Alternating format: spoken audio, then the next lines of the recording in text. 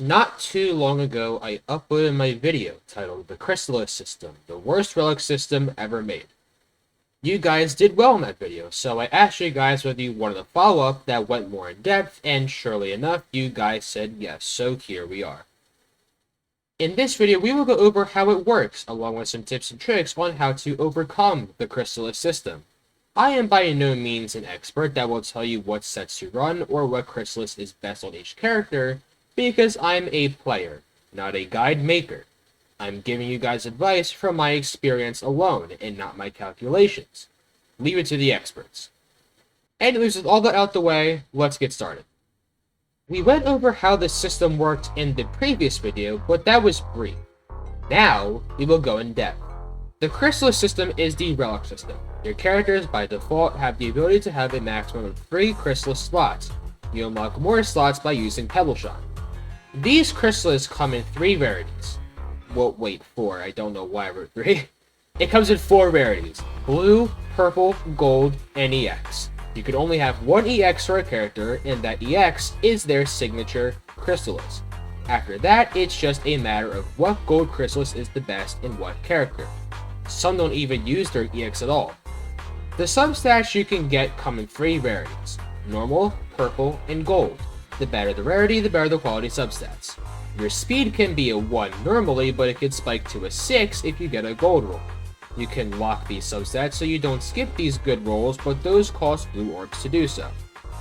Now comes the domains. There are currently 5 difficulties which are all unskippable in any amount. Easy, normal, hard, very hard, and extra. Extra being the one that gives the best drops.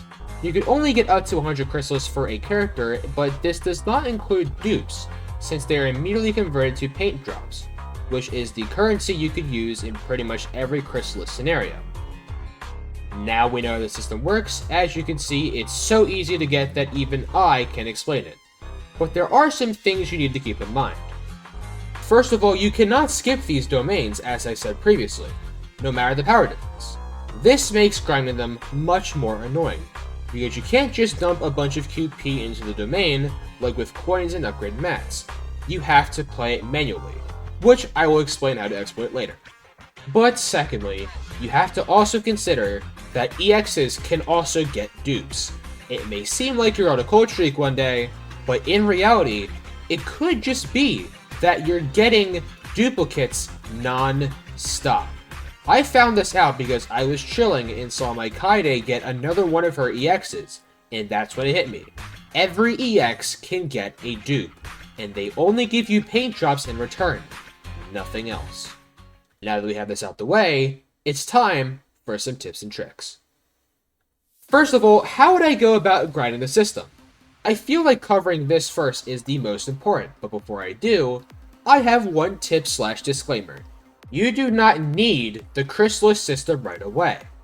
I made it up to Nightmare mode for Chelation Land, and beat it without the system. I used Gacha with 2 supports and easily cleared.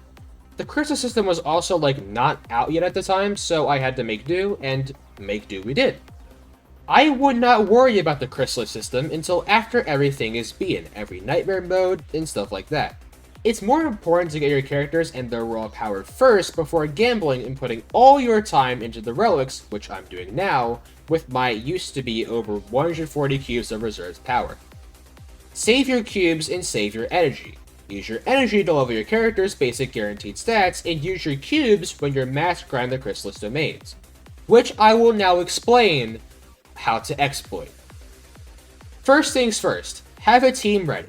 Make sure before beginning that this team can auto the game without any deaths. You can't die once, or you can't be close to dying. You have to make sure it's foolproof.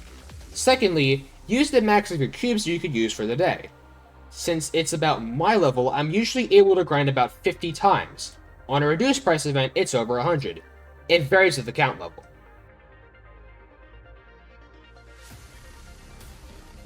And after that, you just keep on going while watching TV or playing another game in the background so you're not bored.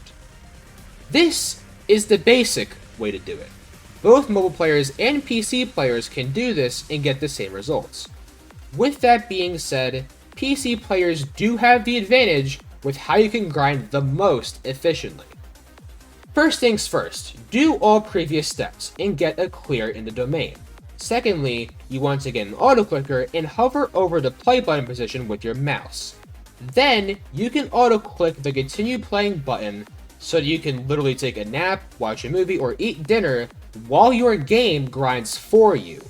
You cannot accidentally discard a Crystalis with this either, so it's foolproof, as long as your team is too.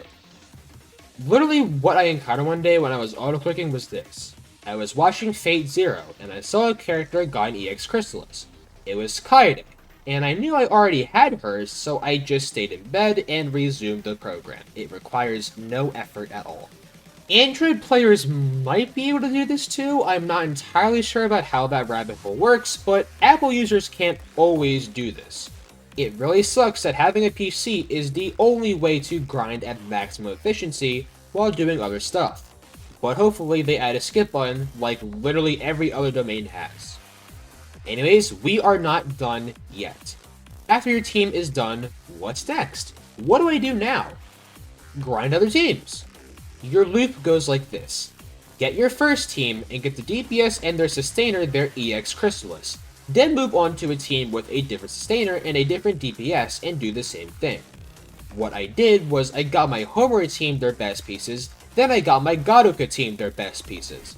Your damage boosters and breakers are likely to get their EXs over time. I use Homura glasses, ran an improve via Madoka every team, so they got the best shit every single time. And if they don't, the other team is always another chance to do so. What this ensures is that despite the low drop rate, you will get what you want eventually, and when you do, you'll have done a week's worth of grinding in an hour and a half.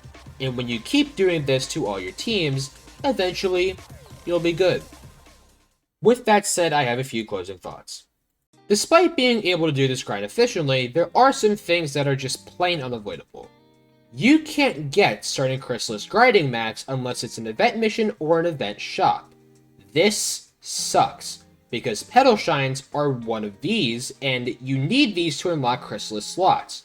The blue orbs don't exactly matter as much because you could just reroll with the hundreds of thousands of paint drops you have, albeit it's extremely maddening.